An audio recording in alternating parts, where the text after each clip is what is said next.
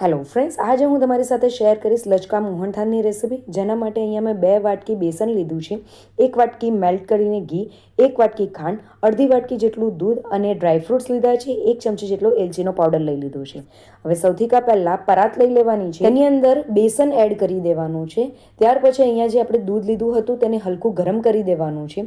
તેમાંથી 4 ચમચી દૂધ એની અંદર એડ કરી દેવાનું છે અને જે ઘી લીધું હતું તેમાંથી 4 ચમચી ઘી તેની અંદર એડ કરી દેવાનું છે. બધું જ બરાબર મિક્સ કરી દેવાનું છે. બધું બરાબર મિક્સ કરીને હાથની ઉપર આપણે આ રીતે ઘસીને બેસનની ઉપર ઘી અને દૂધ બંને એક સરખા પ્રમાણમાં થઈ જાય ત્યાર સુધી આપણે આને ઘસવાનું છે અને પછી આપણે આ રીતે તેને દબાવી દેવાનું છે. દબાવ્યા પછી તેને ઢાંકીને એટલીસ્ટ 30 મિનિટ માટે તેને રેસ્ટ આપવાનું છે. 30 મિનિટ પછી તમે ખોલીને જુઓ છો તો આપણું જે બેસન છે એ સેટ થઈ ગયું છે, દાણેદાર થઈ ગયું છે. હવે તેની અંદર જે ગાંઠા છે તેને દૂર કરવા માટે તમે ચાળણીનો યુઝ કરી શકો છો. અહીંયા હું મિક્સર જાર લઉં છું, તેને પલ્સ મોડ પર આપણે આ રીતે ગ્રાઇન્ડ કરી દેવાનું છે જેથી બધા જ જે ગાંઠા છે એ દૂર થઈ જાય. હવે પેણીની અંદર જે મેલ્ટ કરેલું ઘી હતું તે બધું જ એડ કરી દેવાનું છે.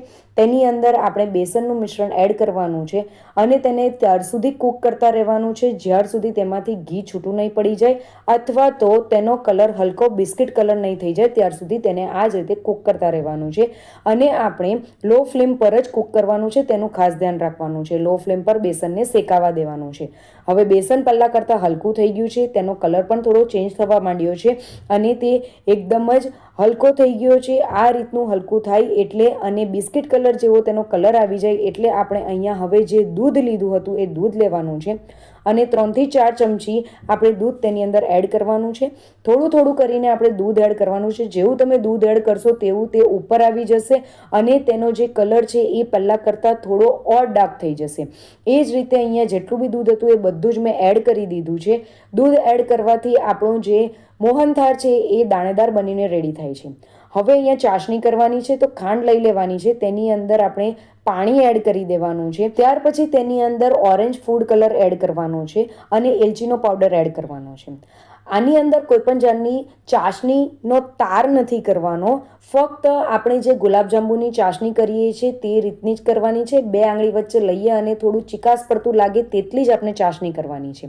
હવે આ ચાસણીને આપણે જે બેસનનું બેટર કર્યું હતું તેની અંદર એડ કરી દેવાનું છે અને બધું જ બરાબર મિક્સ કરી દેવાનું છે. સ્ટાર્ટિંગમાં તમને મિશ્રણ થોડું ઢીલું લાગશે પણ જેમ જેમ તમે તેને કૂક કરશો તેમ એ ઘટ્ટ થતું જશે.